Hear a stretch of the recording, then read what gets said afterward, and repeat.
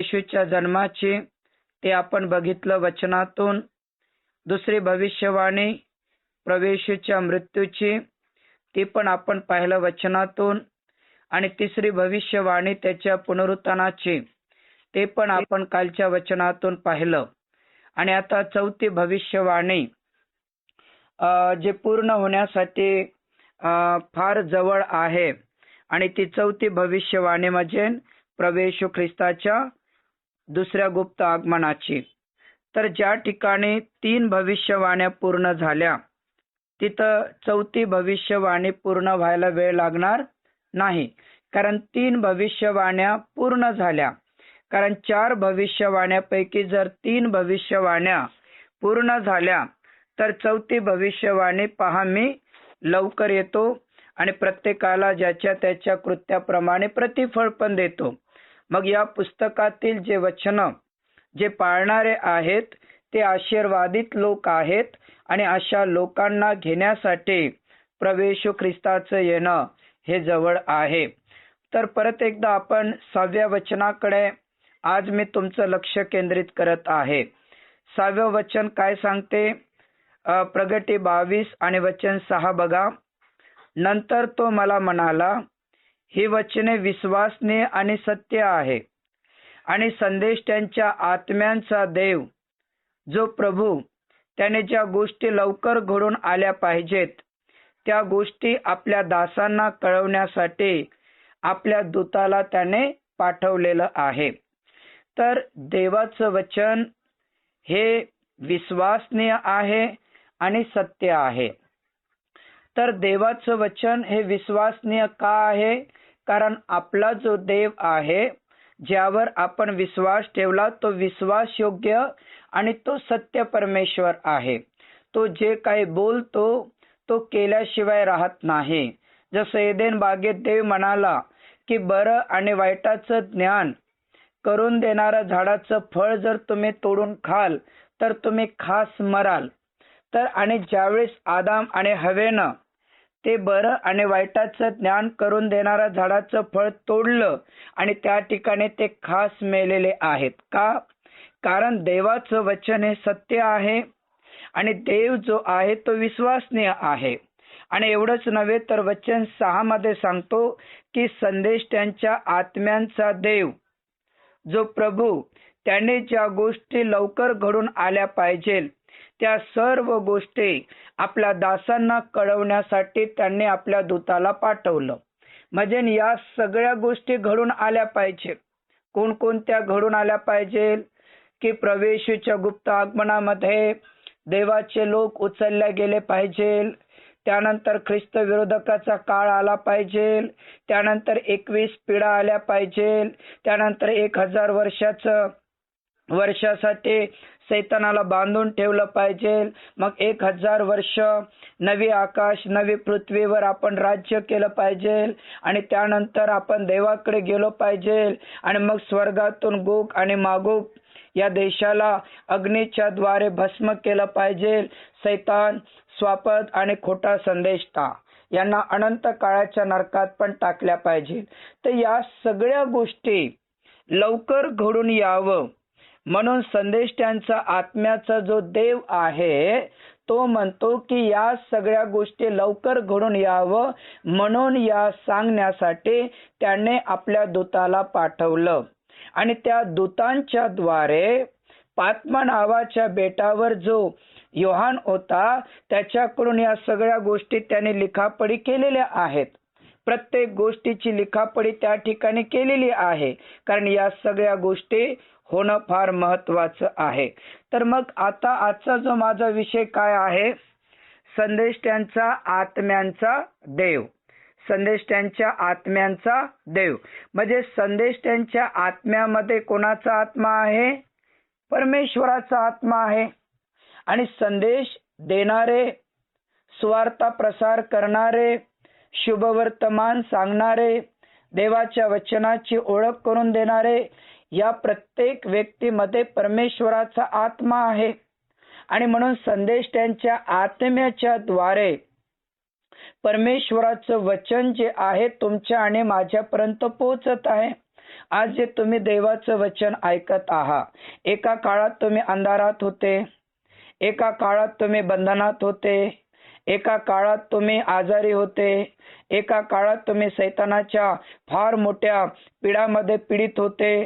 त्या काळात तुम्ही या डॉक्टरकडे त्या डॉक्टरकडे गेले, पैसा खर्च केला, या दैवताकडे त्या दैवताकडे गेले, पैसा खर्च केला, इकडल्या औषधी तिकडल्या औषधी घेतल्या, सर्व काही तुम्ही केलं, परंतु आपल्या जीवनात गुण मिळाला नव्हता, आपल्याला कुठल्याही प्रकारचं आरोग्य मिळालं नाही. आणि त्यावेळेस संदेष्ट्यांच्या द्वारे एक वचन आपल्याकडे आलं. संदेष्ट्यांच्या द्वारे कोणीतरी आपल्याला चर्चचा मार्ग, प्रवेश ख्रिस्ताचा मार्ग, पवित्र शास्त्राचा मार्ग आपल्याला कोणीतरी शिकवला. त्यावर आपण विश्वास ठेवला, ते वचन आपण आपल्या जीवनात घेतलं आणि मग आपलं परिवर्तन झालेलं आहे. म्हणजे संदेष्ट्यांच्या आत्म्यांचा जो देव आहे, जो संदेष्ट्यांमध्ये वास करणारा जो देव आहे, तो सर्व काय करत असतो. 1 कोरिन्थी 3:16 आणि 17 आम्हाला काय शिकवते. 1 कोरिन्थी 3:16 आणि 17. तर 1 कोरिन्थी 3:16 आणि 17 आम्हाला सांगते की तुमचे अंतःकरण हे देवाचं काय आहे, मंदिर आहे आणि त्यामध्ये परमेश्वराचा आत्मा वास करतो, हे तुम्हाला ठाऊक नाही का. आणि जो कोणी या मंदिराचा नाश करतो, देव त्याचा नाश करेल, कारण देवाचं मंदिर पवित्र आहे आणि ते आपलं अंतःकरण आहे. मग संदेष्ट्यांच्या आत्म्याचा जो देव आहे, तो आत्मा आपल्या अंतःकरणामध्ये राहतो ना, तो आत्मा आपल्या अंतःकरणात बसतो ना. कारण आपलं जे अंतःकरण आहे हे परमेश्वराचं मंदिर आहे आणि या अंतःकरणामध्ये परमेश्वराचा पवित्र आत्मा वास करतो.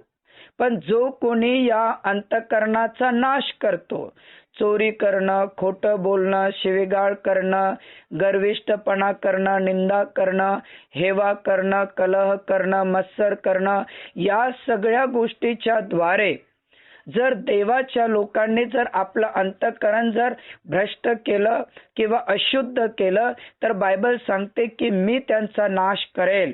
कारण देवाचं मंदिर काय आहे, पवित्र आहे आणि ते देवाचं मंदिर हे आपलं अंतःकरण आहे. आणि म्हणून संदेष्ट्यांचा आत्म्यांचा देव, ज्याद्वारे देवाचं वचन लोकांपर्यंत पोहोचते, ज्याद्वारे देवाचं वचन इतरांपर्यंत सांगण्याचा प्रयत्न होत आहे, तो संदेष्ट्यांचा देवाचा आत्मा आपल्यामध्ये वास करतो, यासाठी की ज्या गोष्टी होणार आहेत त्या लवकर व्हाव्या हे सांगण्यासाठी संदेष्ट्यांचा आत्म्याचा देव आपल्यामध्ये आहे आणि तोच देवाचा दूत या सगळ्या गोष्टी इतरांपर्यंत पोहोचवण्याचा प्रयत्न करतो. मग आता जुन्या करारामध्ये परमेश्वराचा आत्मा येत होता आणि जात होता. तर जुन्या करारामध्ये 3 प्रकारच्या लोकांवर परमेश्वराचा आत्मा येत होता. 3 प्रकारचे लोक. तर त्यामध्ये पहिले जे आहेत ते होते राजे. राजांवर परमेश्वराचा आत्मा येत होता. त्यासाठी आपण 2 शमूएल अध्याय 23 आणि वचन 1 ते 3 बघा काय सांगते. 2 शमूएल अध्याय 23 आणि वचन 1 ते 3 मध्ये पहा की परमेश्वराचा आत्मा जुन्या करारामध्ये राजांवर येत होता आणि त्यांच्याद्वारे तो आपलं राज्य स्थापन करत होता. दाविदाची शेवटची वचने ही आहेत. ज्याला उच्च पदावर चढवले, जो याकोबाच्या देवाचा अभिषिक्त, जो इस्रायलाचा मधुर स्तोत्र गाणारा, तो इशायाचा पुत्र दावीद असे म्हणतो, परमेश्वराचा आत्मा माझ्याद्वारे म्हणाला, त्याचे वचन माझ्या जिभेवर आले. इस्रायलाचा देव म्हणाला, इस्रायलाचा दुर्ग मला म्हणाला, मानवावर न्यायाने राज्य करणारा, देवाचं भय धरून त्यांच्यावर राज्य करणारा निर्माण होईल. तर या ठिकाणी बघा दाविदाचे शेवटची वचनं आहेत. कदाचित तो वयोवृद्ध होत असेल, कदाचित त्याची सेवा त्या ठिकाणी थांबत असेल आणि तो वयोवृद्ध होत असताना तो म्हणतो की उच्च पदावर ज्यावेळी देवाने दाविदाला चढवलं तेव्हा तो म्हणतो, जो याकोबाच्या देवाचा अभिषिक्त, जो इस्रायलाचा मधुर स्तोत्र गाणारा इशायाचा पुत्र कोण होता? दावीद होता. कारण दाविदाने कितीतरी स्तोत्र लिहिले आणि कितीतरी स्तोत्र गायले. प्रांत सकाळी उठून तो परमेश्वराची आराधना करणारा होता, परमेश्वराचा जय जयकार करणारा होता.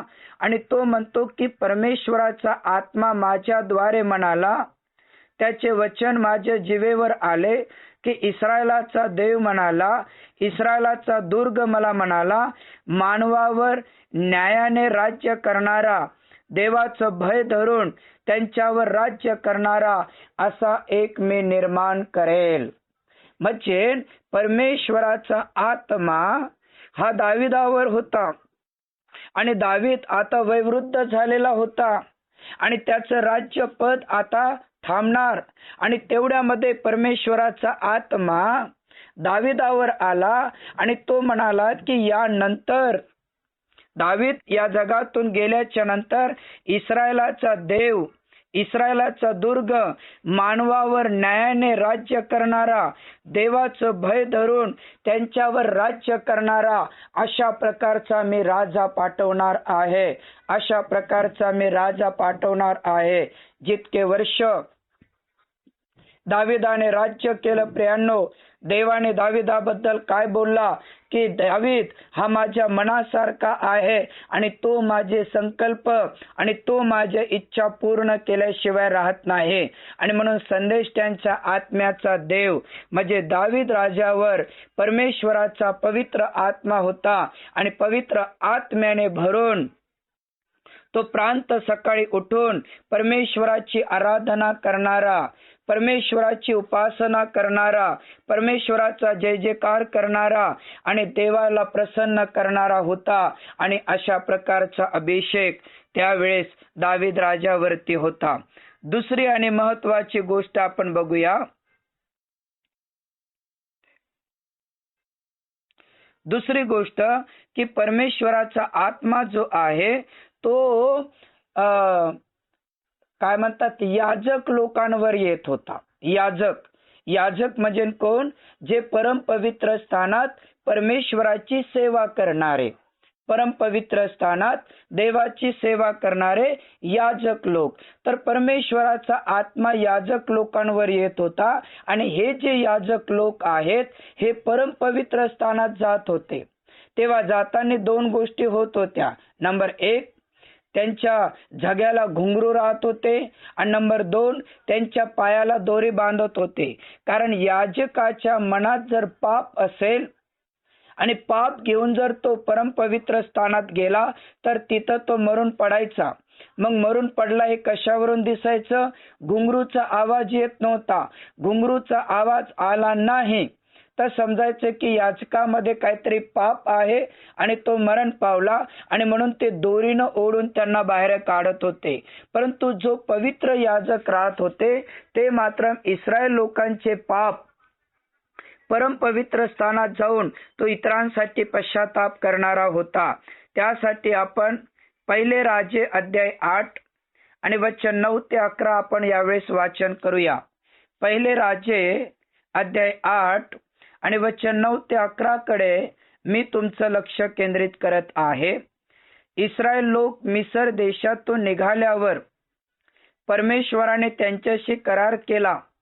तेव्हा हेरोबात मोशेने या कोशात 2 दगडी पाट्या ठेवल्या होत्या. त्याखेरीज त्यात दुसरे काही नव्हते.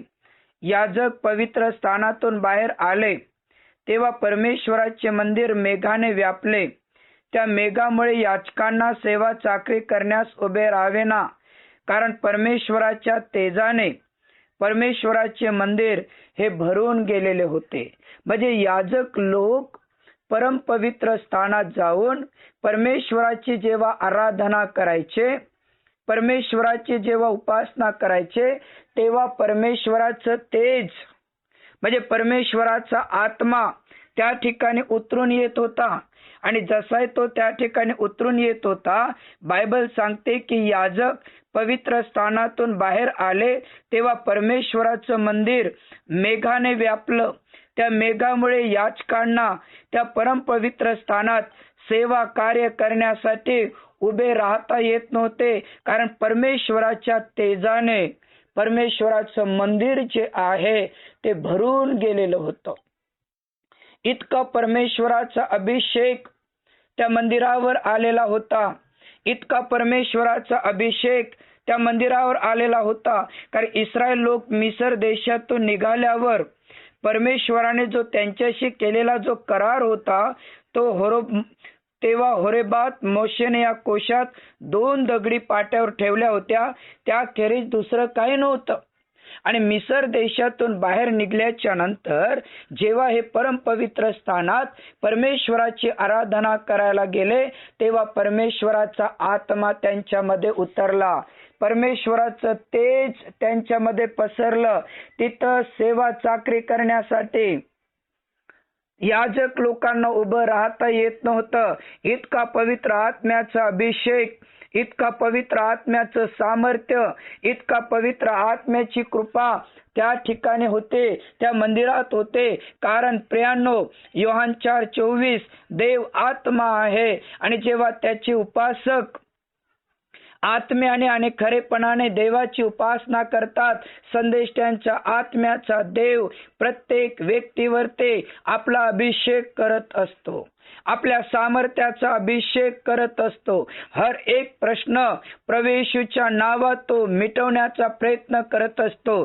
तर या ठिकाणी परमेश्वराचा आत्मा याजक लोकांवर उतरला, देवाच्या मंदिरात उतरला आणि त्या ठिकाणी सुद्धा त्यांना सेवा कार्य करता आलं नाही. म्हणजे संदेष्टांचा आत्मा नंबर 2 याजक लोकांवर सुद्धा येत होता. नंबर 3 संदेष्टांचा आत्मा देवाच्या सेवकांवर पण येत होता. संदेष्टांचा आत्मा सेवा करणारे किंवा संदेश देणारे यांच्यावर सुद्धा येत होता. कारण परमेश्वर स्वर्गातून जेव्हा आपल्या आत्म्याची ओतणी करायचा तेव्हा राजांवर देवाचा आत्मा यायचा, तेव्हा ते राज्यपद चालवायचे. याचकावर जेव्हा देवाचा आत्मा यायचा तेव्हा ते पश्चाताप करून अनेकांचे पाप देवापुढे कबूल करून त्यांना शुद्ध करायचे. आणि संदेष्टांवर जेव्हा देवाचा आत्मा येत होता तेव्हा संदेष्टे जाऊन प्रचार करायचे, संदेष्टे जाऊन लोकांना सांगायचे. जर एखाद्याकडून चूक झाली तर म्हणायचे की तुझ्या चुकीचं प्रतिफळ देण्यासाठी परमेश्वर या ठिकाणी येत आहे. आणि एखादी व्यक्ती जर पवित्र जीवन जगत असेल तर त्यांना देव म्हणत होता की तुझ्याबद्दल परमेश्वराची योजना अतिशय चांगल्या प्रकारे आहे. आणि म्हणून देवाचे प्रिय लोक हो, संदेष्टांचा आत्म्याचा जो देव आहे तो प्रत्येक व्यक्तीवरती, प्रत्येकावरती आपल्या आत्म्याचा वर्षाव करणारा आहे. तर आता या ठिकाणी तिसरी आणि शेवटची गोष्ट, संदेष्टांवर देवाच्या आत्म्याची ओतणी झालेली आपल्याला दिसत आहे. त्यासाठी आपण 2 राजे अध्याय 2 आणि वचन 9 ते 11 कडे लक्ष देऊया.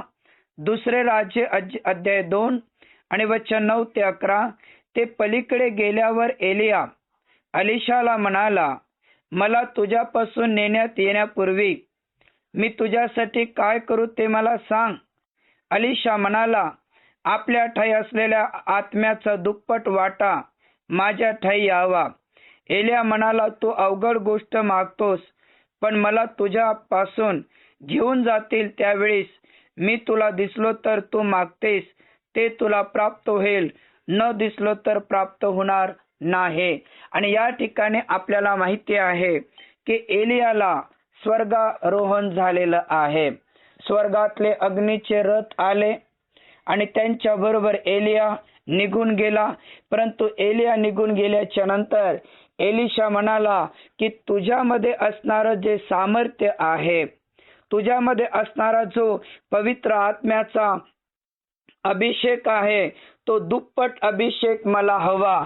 आणि संदेष्टांच्या आत्म्याच्या देवाने जेव्हा एलिया स्वर्गात गेला त्यावेळेस प्रियांनो त्याचा झगा खाली पडला आणि तो झगा त्या अलिशाने घेतला आणि अलिशामध्ये पवित्र आत्म्याच्या सामर्थ्याने स्पर्श केला आणि दुप्पट आशीर्वाद त्याच्या जीवनात आला, दुप्पट सामर्थ्य त्याच्या जीवनात आलं, दुप्पट अभिषेक त्याच्या जीवनात आला आणि संदेश त्यांच्या आत्म्याच्या द्वारे त्यांनी अनेक लोकांना संदेश दिलेला आहे.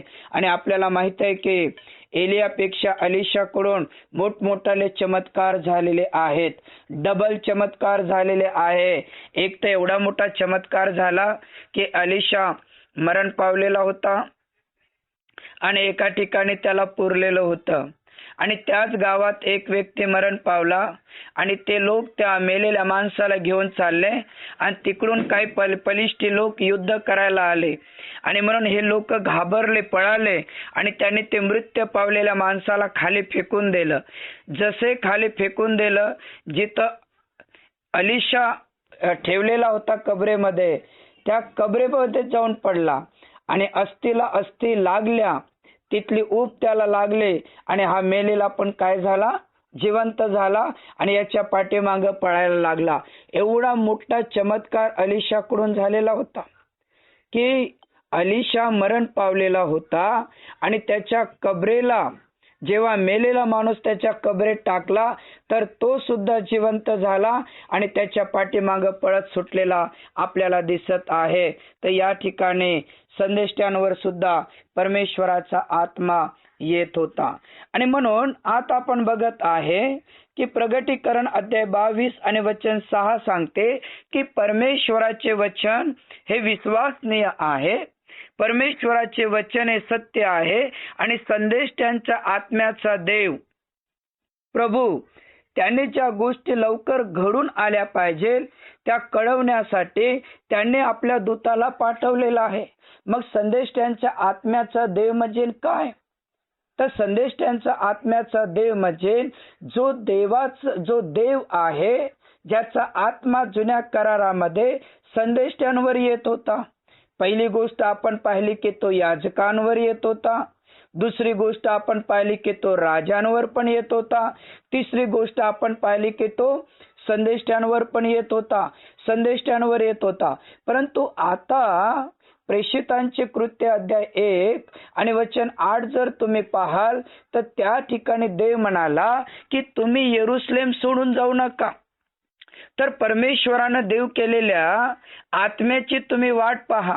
आणि जेव्हा सगळेच्या सगळे देवाचे सेवक एकत्र आले आणि एकत्र बसून जेव्हा त्यांनी उपासना केली, प्रेषितांचे कृत्य अध्याय 2 1 ते 3 वचन जर पाहाल तर जसे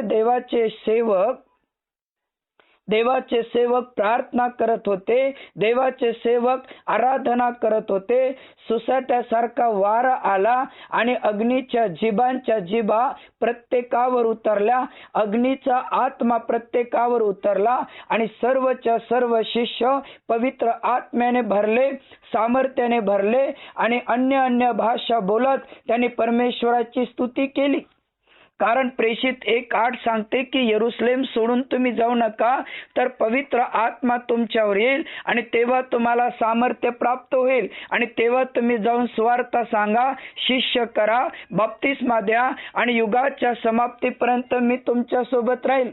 आणि दुसऱ्या अध्यायामध्ये जेव्हा शिष्य एकत्र येऊन प्रार्थना करायला लागले आणि परमेश्वराने देव केलेल्या पवित्र आत्म्याची अभिषेकाची वाट पाहिली, तेव्हा स्वर्गातून एक अग्नीचा आत्मा उतरला, अग्नीच्या जिबांच्या जिबा उतरल्या आणि प्रत्येक जण पवित्र आत्म्याने भरला आणि संदेष्ट्यांच्या आत्म्याचा देव त्या ठिकाणी उतरून अनेक सेवकांमध्ये पवित्र आत्म्याचा अभिषेक आला. आणि तेव्हा लोक म्हणाले, अरे हे द्राक्षरस पेले की काय? तेव्हा काय लोक म्हणाले, अरे हे आमच्या भाषेत देवाची स्तुती कशी काय करतात?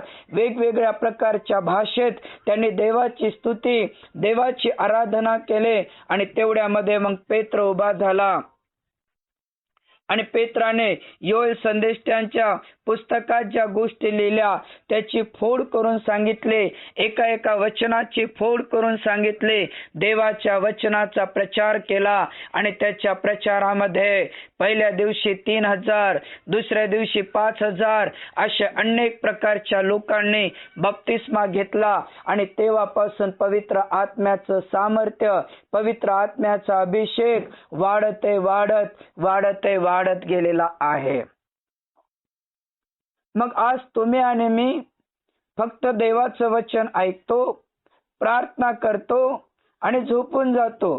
फक्त देवाचं वचन ऐकतो, प्रार्थना करतो आणि झोपून जातो. परंतु संदेष्टांच्या आत्म्याचा जो देव आहे, ज्याने आपला पवित्र कैवारी आत्मा प्रत्येकाला देण्याचं अभिवचन दिलेलं आहे. कारण योहान 13 मध्ये आपले मला असं वाटतं योहान 14 आणि वचन 13 मध्ये देवाचं वचन सांगते की मला तुम्हाला पुष्कळ गोष्टी सांगायच्या आहेत, परंतु पवित्र आत्मा येईल आणि तेव्हा तो तुम्हाला पुष्कळ गोष्टी सांगेल आणि होणाऱ्या गोष्टी तुम्हाला प्रगट करेल. असं योहान 14:26 वचन आम्हाला शिकवते प्रियांनो. आणि मग परमेश्वराचा आत्मा जर आपल्यावर आला तर परमेश्वराचा आत्मा पुष्कळ गोष्टी आम्हाला शिकवतो. ज्या गोष्टी होणार आहेत त्या सर्व गोष्टी आम्हाला शिकवतो. मग परमेश्वराच्या आत्म्याने आपल्याला भरण्याची गरज नाही का? परमेश्वराच्या आत्म्याने आपल्याला चालण्याची गरज नाही का? आहे. परमेश्वराच्या आत्म्याने आपल्याला भरण्याची गरज आहे. परंतु आज मनुष्य जो आहे तो परमेश्वराच्या आत्म्याने भरण्यासाठी आपलं लक्ष तो केंद्रित करताना दिसत नाही. परंतु स्वतः प्रभू येशू ख्रिस्ताने अभिवचन दिलेलं आहे ना, स्वतः प्रभू येशू ख्रिस्त बोललेला आहे ना. मग जर येशू जर म्हणतो की मी तुम्हाला आपला कैवारी म्हणजे पवित्र आत्मा देईल, तर ते आपल्याला प्राप्त करून घेण्याची आपल्याला अतिशय गरज आहे, अतिशय गरज आहे. जर आपण त्याकडे जर दुर्लक्ष केलं तर प्रियांनो आपण वंचित राहू. माझ्या बरोबर तुम्ही योहान कृष शुभवर्तमान अध्याय 16 आणि 12 आणि 13 वचन काढा बरं. योहान कृष शुभवर्तमान अध्याय 16, 12 आणि 13 वचन खरंच तुम्ही काढा बरं प्रत्येक जण. योहान 16, 12 आणि 13. मला अद्याप तुम्हाला पुष्कळ गोष्टी सांगायच्या आहेत, परंतु आताच तुमच्यानं त्या सोसवणार नाहीत. परंतु तो सत्याचा आत्मा येईल तेव्हा तुम्हाला मार्ग दाखवून सर्व सत्यात नेईल. कारण तो आपल्या स्वतःचे सांगणार नाही, तर जे काही ऐकेल तेच सांगेल आणि होणाऱ्या गोष्टी तुम्हाला कळवेल. प्रियांनो, पवित्र आत्मा जो संदेष्टांचा आत्मा जो देवाने त्या काळात याजकांवर दिलेला आहे, त्या काळात राजांवर दिलेला आहे, त्या काळामध्ये संदेष्टांवर दिलेला आहे. परंतु आता या काळामध्ये प्रेषित 1:8 की पवित्र आत्मा तुमच्यावर येईल आणि तुम्हाला सामर्थ्य प्राप्त होईल सांगितलं. प्रेषित 2 अध्यायामध्ये पेंटिकॉस्टच्या दिवशी पवित्र आत्मा अग्नीच्या द्वारे आला आणि सर्वच्या सर्व शिष्य पवित्र आत्म्याने भरून गेले. परंतु तोच परमेश्वर योहान 16 आणि 12 आणि 13 मध्ये म्हणतो की मला तुम्हाला पुष्कळ गोष्टी सांगायच्या आहेत, परंतु तुम्हाला त्या सोसवणार नाही. तरी तो सत्याचा आत्मा येईल तेव्हा तुम्हाला मार्ग दाखवून सर्व काही सत्यात नेईल आणि तो आपल्या स्वतःचे सांगणार नाही, तर जे काही ऐकेल तेच सांगेल आणि होणाऱ्या गोष्टी तुम्हाला प्रगट करेल. मग आज आम्हाला पवित्र आत्म्याची गरज नाही का? आज आम्हाला पवित्र आत्म्याच्या अभिषेकाची गरज नाही का? आज आम्हाला पवित्र आत्म्याच्या सामर्थ्याची गरज नाही का? आज पुष्कळ गोष्टी आपल्याला समजत नाही, पुष्कळ गोष्टी आपल्या डोक्याच्या पलीकडे गेलेले आहेत. अनेक लोक बायबल अभ्यासाला जॉईन होतात, थोडे दिवस राहतात, निघून जातात. अनेक जण होतात, थोडे दिवस राहतात, निघून जातात. का? कारण सत्याचा आत्मा त्यांच्यात नसल्यामुळे, सत्याचा आत्मा त्यांना पुढे आणि पुढे नेऊ शकत नाहीत. थोडे दिवस राहतात, खडकावर पडलेल्या बी प्रमाणे, रस्त्यावर पडलेल्या बी प्रमाणे, झुडपात पडलेल्या बी प्रमाणे राहतात आणि सोडून जातात. परंतु सत्याचा आत्मा ज्या व्यक्तीमध्ये आलेला आहे, सत्याच्या आत्म्याने ज्यांच्यावर सामर्थ्य ओतलेलं आहे, त्या प्रत्येक व्यक्तीला प्रत्येक गोष्ट देवाचा आत्मा शिकवतो आणि होणाऱ्या गोष्टी सांगतो. बघा ना, वचन 12, मला तुम्हाला पुष्कळ गोष्टी सांगायच्या आहेत, पण त्या तुम्हाला आता सोसवणार नाहीत. त्या तुम्हाला आता सोसवणार नाही. म्हणजे ज्ञानानं, विचारानं कितीही गोष्टी आपण शिकतो म्हटलं तर त्या आपल्याला सहन होत नाही, त्याच्यामध्ये आपण टिकून राहत नाही. ते न फळ देणारे लोक आहेत. वाईट वाटून घेऊ नका, परंतु लक्ष ऐका की जे लोक नुसतं वचन ऐकतात आणि सहन झालं नाही तर म्हणतात, नको बाबा हे आमच्या डोक्याच्या पलीकडे आहे, नको बाबा हे आमच्या विचाराच्या पलीकडे आहे, नको बाबा हे आम्हाला फार त्रासदायक आहे. पण सत्याचा आत्मा जेव्हा येतो तेव्हा तो मार्ग दाखवतो, तेव्हा तो सत्यात नेतो आणि तो स्वतःच काहीच नाही सांगणार, तर ज्या गोष्टी घडणार आहेत त्याच गोष्टी सांगणार आणि होणाऱ्या गोष्टी आपल्या समोर तो प्रगट करणार आहे. म्हणून परमेश्वराचे प्रिय लोक हो, सत्याचा आत्माचा जो देव आहे त्या सगळ्या गोष्टी आपल्यामध्ये उतरून घ्या. जर सत्याचा आत्मा तुमच्यात नसेल तर तुम्ही प्रगटीकरणात टिकून राहणार नाही. राहायचं म्हणजे राहायचं, ऐकायचं म्हणजे ऐकायचं आणि सोडून द्यायचं असं चालत नाही. अनेक क्लास असे काय तसे, पण प्रगटीकरण हा संदेष्टांच्या आत्म्यांचा देव आहे आणि म्हणून सत्याचा आत्मा तुमच्यामध्ये यायला पाहिजे. पवित्र आत्म्याचं सामर्थ्य, पवित्र आत्म्याचा अभिषेक आल्याशिवाय एक एक वचन आम्हाला समजणार नाही, एका वचनाचा उलगडा होणार नाही. कारण स्वतः येशू म्हटला, मला तुम्हाला पुष्कळ शिकवायचं आहे, परंतु तुमच्याच्याने ते सहन होणार नाही. सत्याचा आत्मा येईल, सत्याचा आत्मा मार्ग दाखवेल, सत्याचा आत्मा सत्याच्या मार्गाने नेल, होणाऱ्या गोष्टी, झालेल्या गोष्टी सर्व काही प्रगट करेल. आणि प्रियांनो, शत्रू कधी येणार याची ओळख तुम्हाला देईल, शत्रूचा वार तुमच्यावर कधी होणार याची सावधानता तुम्हाला देईल. तुमच्या लेकरांवर, परिवारावर कोणत्या दिवशी संकट येईल अगोदरच पवित्र आत्मा सांगेल आणि तुम्ही तुमच्या लेकराला संकटापासून, अरिष्टापासून वाचवाल आणि म्हणाल की आज देवाचा आत्मा मला दाखवतो, प्रवास करू नकोस, आणि प्रवास थांबवाल तर त्यांचे संकट थांबतील. प्रियांनो, कारण सत्याचा आत्मा होणाऱ्या गोष्टी सर्व काही प्रगट करणार आहे. एक्सिडेंटपासून, संकटापासून, धोक्यापासून प्रत्येक गोष्टी तुमच्या जीवनामध्ये एक प्रकारचं मार्गदर्शन करेल. तुमच्या मुलीचं लग्न करायचं आहे, सत्याचा आत्मा दाखवेल की हा मुलगा तुमच्या मुलीसाठी योग्य नाही, कारण तिचं जीवन नरक बनेल. तुमच्या मुलाचं लग्न करायचं आहे, ही मुलगी तुमच्या मुलासाठी सत्य नाही. या सगळ्या गोष्टी तो प्रगट करेल आणि होणाऱ्या गोष्टी तो तुम्हाला आणि मला सांगेल. म्हणून संदेष्टांचा आत्मा जो राजांवर आला त्याने राज्य केलं, संदेष्टांवर आला त्यांनी संदेश दिला, याचकांवर आला त्यांनी सेवा केली. आता तो पेंटिकॉस्टच्या दिवशी अग्नीच्या द्वारे तुमच्यावर आणि माझ्यावर उतरलेला आहे. तर या रात्रीच्या वेळेस पवित्र आत्मा तुम्हाला मिळावा म्हणून आपण प्रार्थना करूया. पवित्र आत्म्याचं सामर्थ्य आणि अभिषेक तुमच्यावर यावा म्हणून आपण प्रार्थना करूया. चला आपले नेत्र बंद करू. परमेश्वराच्या हातात आपलं जीवन आपण समर्पण करूया.